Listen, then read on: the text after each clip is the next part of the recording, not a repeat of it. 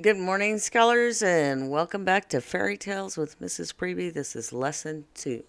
Today's learning goal is I can describe orally or in writing the setting, characters, facts, events, and elements of magic in Rumpelstiltskin. Yesterday, we talked about some of the characteristics of fairy tales. So, we talked about how some characters in fairy tales could happen in real life, and some characters could not happen in real life.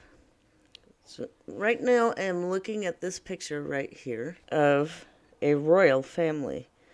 Do you think that a royal family would be realistic, something that could happen in real life? Yes, exactly. There really are royal families. There are kings and queens and princesses and princes.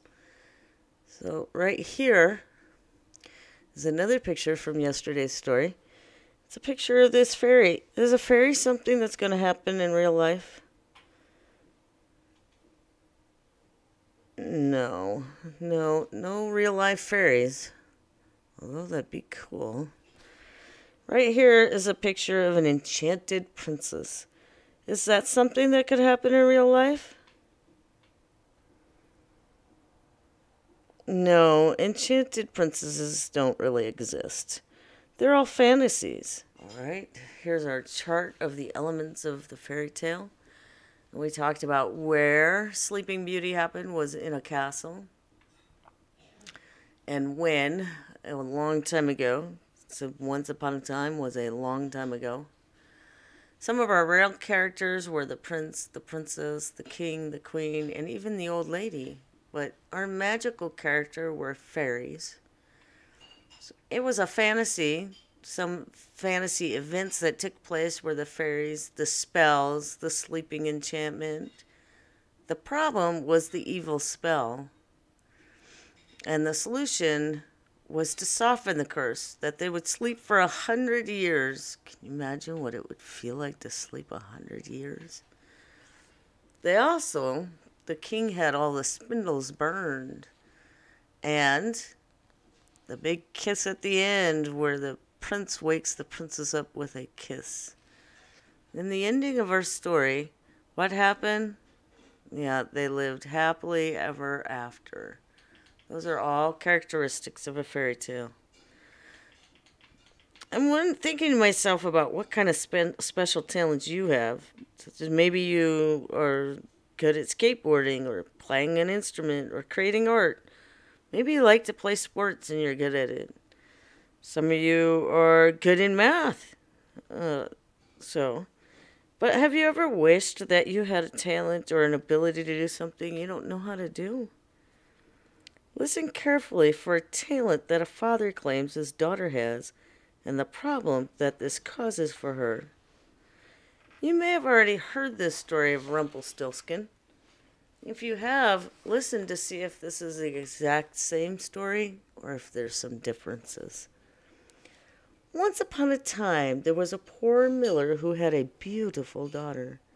She was so beautiful and clever that he could not help boasting about her. A miller is a person who grinds grain to make flour. This miller boasts or speaks very proudly about his daughter, saying she's clever. This means she is smart and able to figure things out quickly. One day, the miller happened to come before the king. To impress the king, he began boasting about his daughter, and before he knew it, he found himself saying that his daughter was so amazing and so wonderful. Why, she could even spin gold out of straw. That, said the king, is a talent worth having. Bring your daughter to me and let us see what she can do. Remember, thread and yarn are made by spinning plant parts or animal wool. Do you think that the daughter can really spin gold out of straw? When the girl was brought to the palace, the king led her to a room that was almost full of straw. He pointed to a spinning wheel and said, "Get to work. You must spin this straw into gold by early morning or else." The poor miller's daughter Of course, she could not spin straw into gold. What could she do? Could she think? She could think of nothing. And in the end, she sat down and began to cry. What do you think she should do?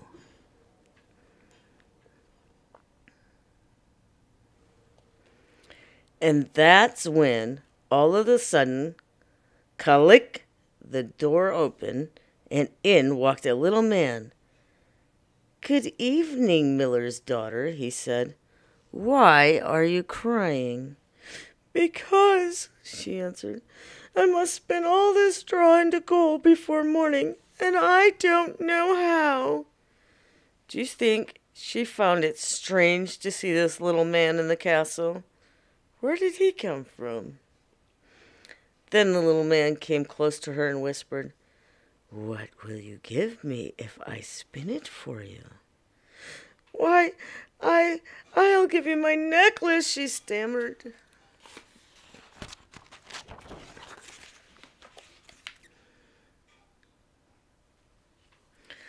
The little man took the necklace, stood at the spinning wheel, and whir, whir, whir. He spun, and by sunup all the straw had been spun into gold. When the king arrived at sunrise, he was amazed. But the sight of all that gold made the greed for more grow on him. What does it mean for someone to feel greed? So the king took the miller's daughter into a larger room, filled with yet more straw, and told her she must spin all that into gold in one night. Again the girl did not know what to do and sat down to cry. When click, the door opened and in walked the little man. Crying again, I see, he said. So I suppose you have to spin all this into gold too? What will you give me if I do it for you? The ring from my finger, answered the girl. So the man took the ring, stood at the spinning wheel, and whir, whir, whir. He spun, and by sunup all the straw had been spun into gold. When the king arrived, he was overjoyed at the sight, but hungry for still more gold. He took the miller's daughter into an even larger room, filled with straw, and said, Spin all this in one night, and if you succeed, well then, you shall be my wife. To succeed is to have something turn out the way you want it to. Do you think the daughter will succeed in meeting the king's demand?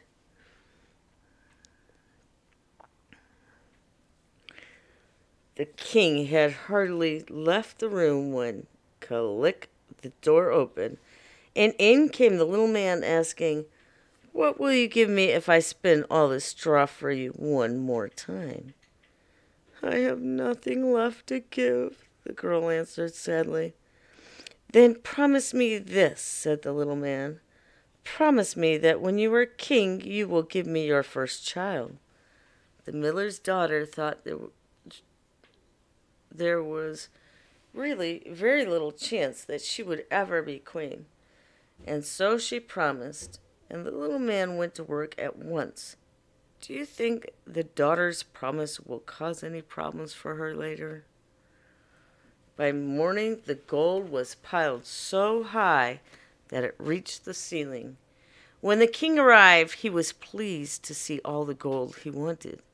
He married the miller's daughter and made her queen.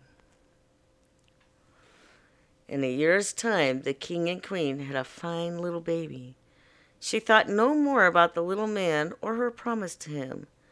Then one day, as she sat alone in her room rocking her baby, click, the door opened, and in walked the little man who said, Now it's time for you to give me what you promised. The queen, filled with fear, held her baby tightly. Please, she said, I will give you all the riches of the kingdom. Only leave me my child. But the little man said, No, I would rather have a living being than all the treasures in the world." Then the queen began to weep and wail, and the little man felt pity for her. "Okay, okay, I will give you this one chance. In 3 days, if you can guess my name, then you may keep your child." And then he was gone as quickly as he came. Pity is a feeling of sadness for someone who is unhappy.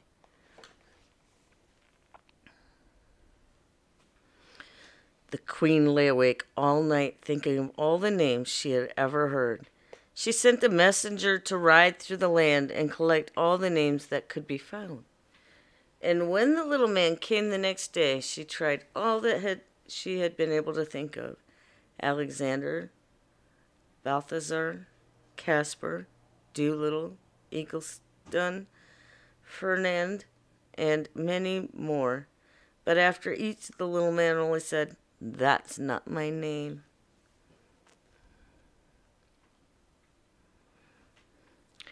The next day, the queen sent servants all around the kingdom to find the most unusual names. And when the little man came, she tried them. "Are you sheep's think, roast ribs, snickerdoodle, groucho, winklehopper?" But after each, the little man only said, "That is not my name." What do you think the man's name might be?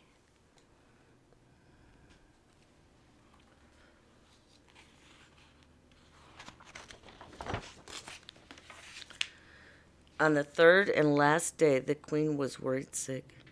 She held her child tight and wondered what to do. When, click, the door opened and in walked, no, not the little man, but the messenger the queen had sent in search of names.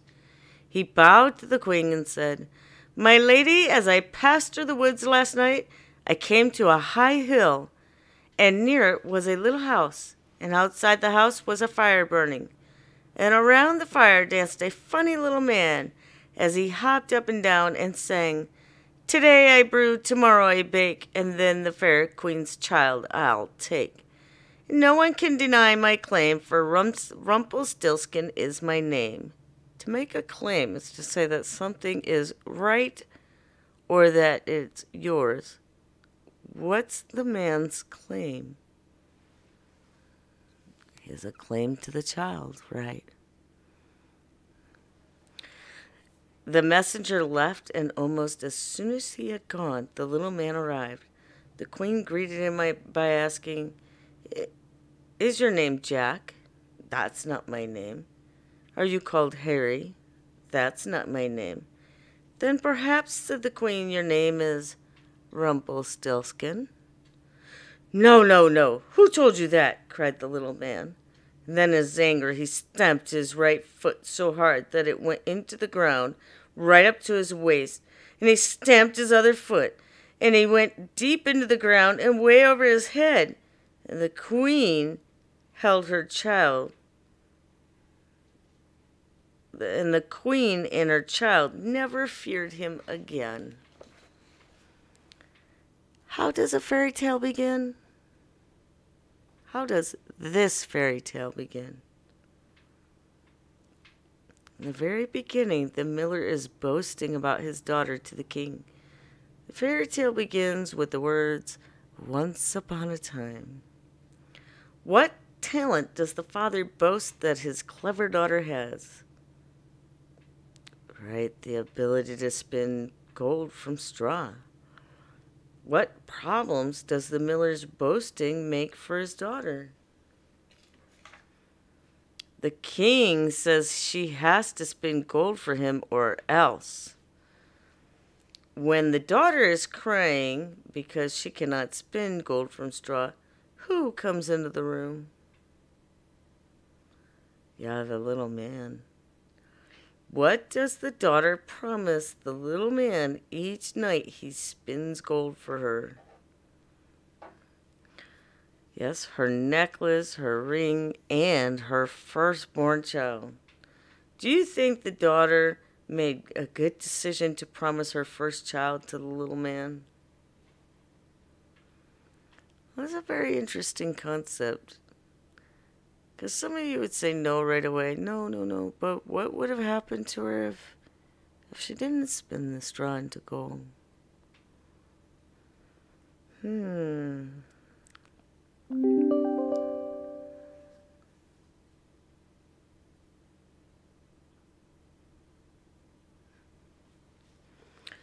When the little man goes to see the queen and to make a claim for the child, the queen starts to cry and he feels pity for her.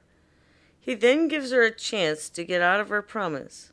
What does the queen have to do in order to keep her child? Right, she had 3 days to guess the man's name. How does this fairy tale end? Yes, she guesses Rumpelstiltskin's name, and he's so angry he stomps himself into the ground. Is it a happy ending for the queen? Yes, because she gets to keep her child. In this read aloud you heard, so the king took the miller's daughter to an even larger room, filled with straw, and said, "Spin all this in one night, and if you succeed, well then, you shall be my wife." Say the word succeed.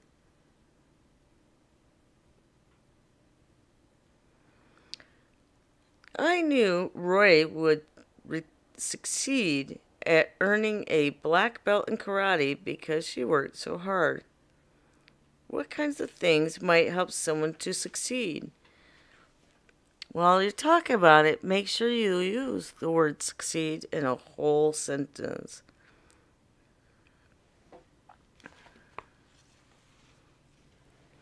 I'm going to name a couple of choices. You're going to decide which choice will help someone be more likely to succeed.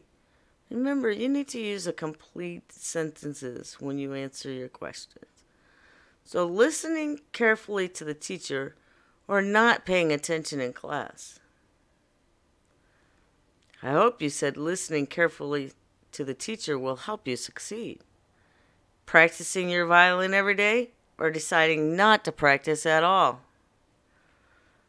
I hope you said practicing your violin every day will help you succeed. Finishing your homework in front of the television or working on it carefully at home. I hope you said working carefully on your homework will help you succeed.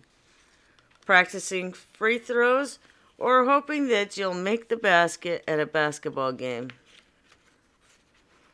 I hope you said practicing free throws will help you to succeed.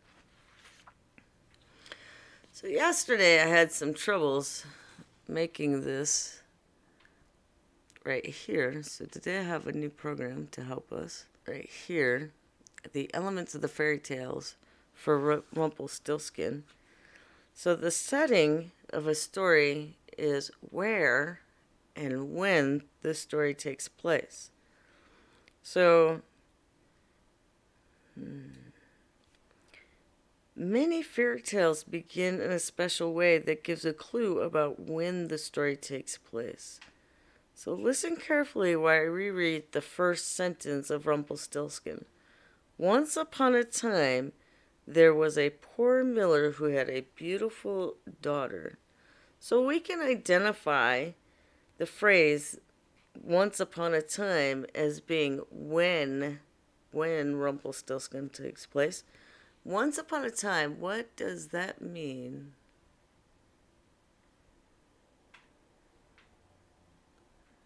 Let's see.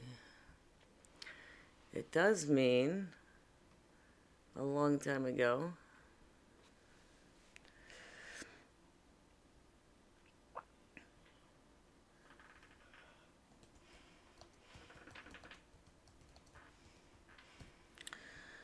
And where does this story of Rumpelstiltskin take place at?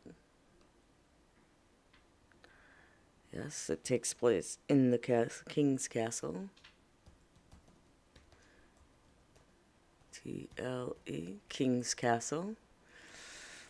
So some of the real characters that might have been in this story, let's see, what were some characters that truly exist? Let's go back and take a look at our story quick. We'll take a look at the characters in this story. Go back to the first one. Alright, in the very beginning, that was the miller. Right here's the miller and the king. Two different stories. And we can say that the miller and the king are both, they could both happen in real life. So these are real characters. Let's go back. And then this is the miller's daughter. So she later becomes the queen in the story. So she has two different titles. But either way, you can have both a miller's daughter right here. There can be a miller's daughter. It's because millers can have daughters. And there can also be a queen, right? Let's see if there's any more characters in our story. Here goes the little man. I don't think you're gonna find any little men popping into your house there, so I would say that the little man is a magical character, but let's look for more real characters before we type that in. So let's see, there's the little man. Any more real characters? Oh, who's this guy in the background? Is he a character in our story? Here he is. It's right here. And I'm trying to think of what they called him.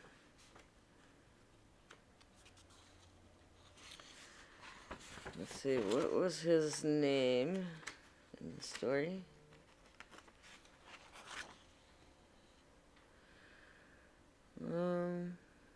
Oh, he was a servant, so there could be servants.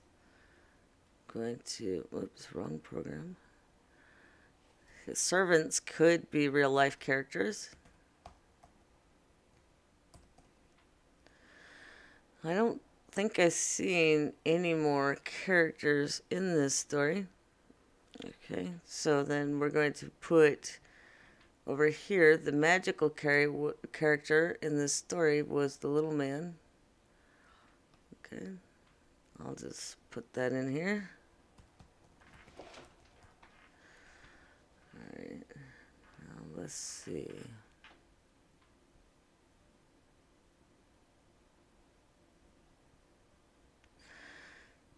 So let's see, fantasy events that took place.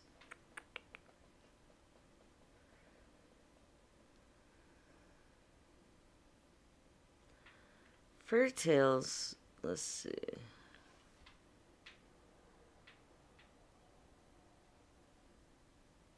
So the fantasy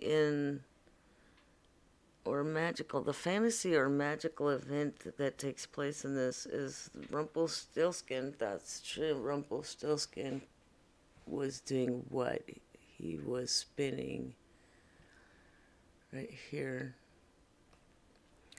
Do you think you could spin gold out of straw? No. So I'm going to put Rumpelstiltskin spun gold. That's definitely a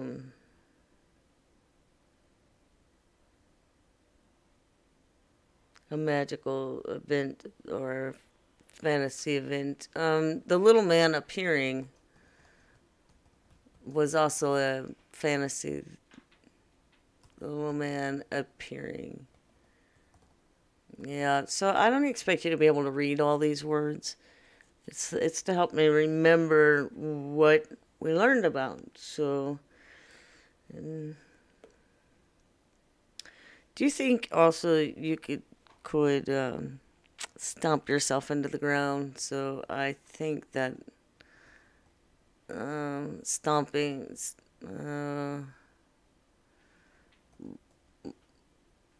Oh, I spelled his name wrong.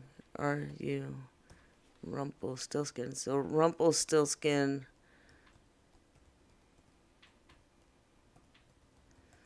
stomping himself into the ground. That can't really happen. So let's think about what kind of problems we had here in this particular story. So the problem was spinning straw into gold, right? And the secondary problem here was learning. So spinning into gold, and then see, she needed to know the name. She needed to know his name so he wouldn't take the baby. Needed to know. K-N-O-W. That K is silent. So needed to know his name. Right? Those are the two stories. Two different problems she had. And then some solutions. So the ability to spin straw into gold. Well, Rumpelstiltskin did that for her, so we'll put that here for the solutions to the problem. Rumpelstiltskin.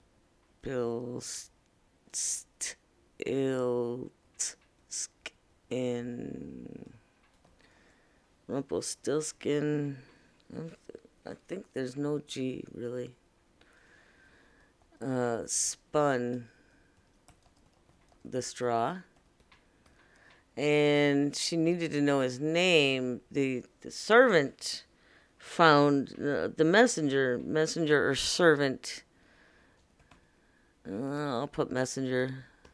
And the messenger discovered his name. So that was how they solved the problem. Problem of spinning the straw into gold. Rumpelstiltskin did it. And the problem of needing to know his name, well, the messenger discovered that. And what happened at the end of Rumpelstiltskin? What happened there?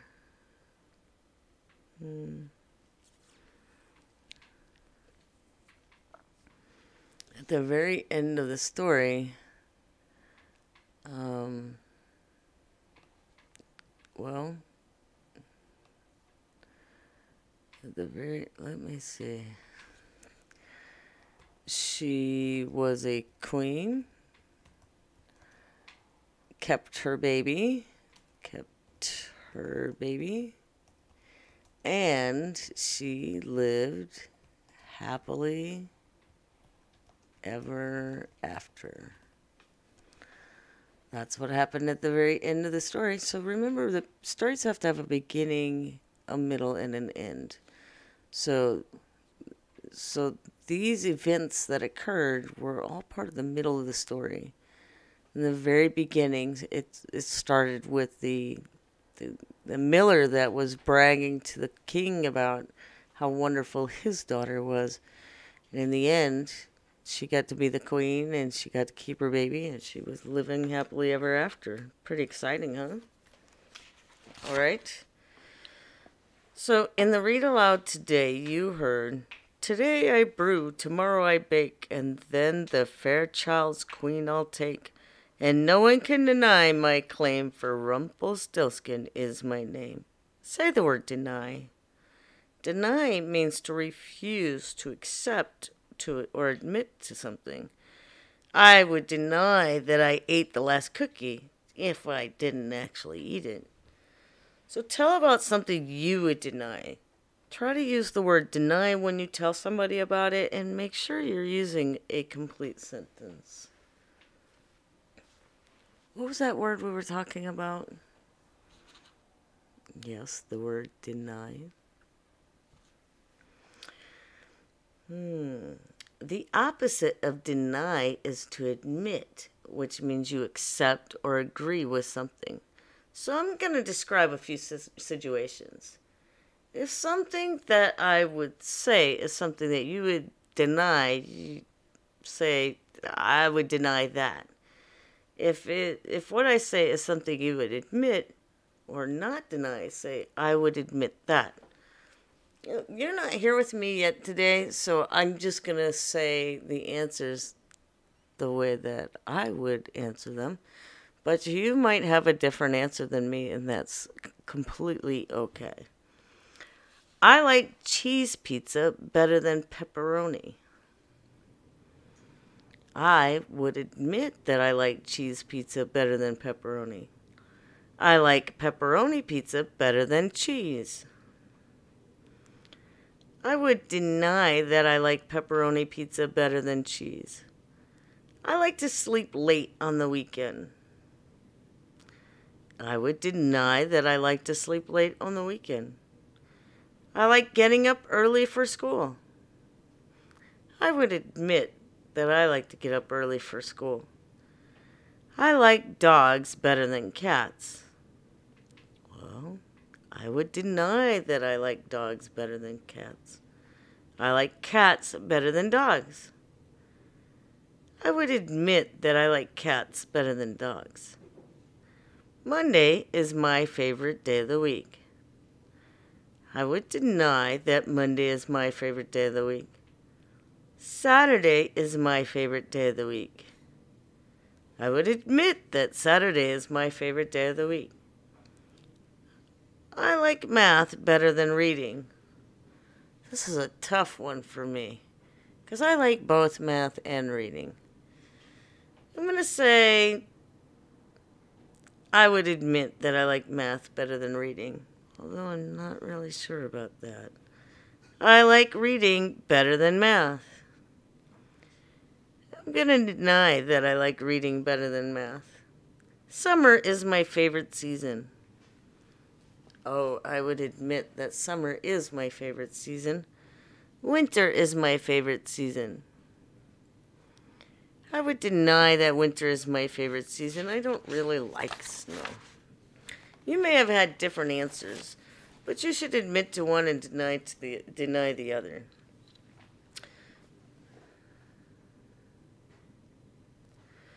So I'm going to take a look at some of these right here. Going up here. I want you to notice how these characters are dressed when you're looking at these stories. So look at how the king is dressed. Kings, a lot of them have crowns. And look at how the miller is dressed. Is this character royalty? Or is this character royalty? Yes, I hope you said that this character was royalty. Again, look at how the king is dressed compared to the miller's daughter.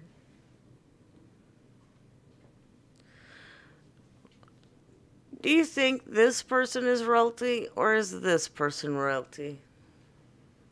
Again, the king looks like royalty. Take a look at these two characters.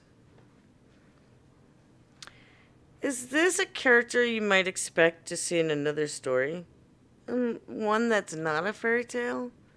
Or is this a character you might expect to see in a story that's not a fairy tale? No, you probably wouldn't see this character in a story that wasn't a fairy tale, because this character doesn't really exist. But this character you might, because she is a miller's daughter, or a queen, as she becomes at the end. So she could be in other kinds of stories. Is this a magical character? No, she's not magical. Is this a magical character? Absolutely, he is a magical character, one that doesn't really exist. What settings might you find this character in? I would find her in a lot of different kinds of castles, right? So today, what I want you to do is choose your favorite character. And I would like you to draw an illustration of your favorite character of today's story. And then I would like you to write a sentence about why this is your favorite character. Go ahead and take a picture of that and send it to me on Dojo. I'm really excited about seeing your great pictures. So we've been listening to Lesson 2 of Fairy Tales, and today's learning goal was I can describe orally or in writing the settings, characters, facts, events, and elements of magic in Rumpelstiltskin. Thank you for joining me today, and I look forward to seeing you again tomorrow.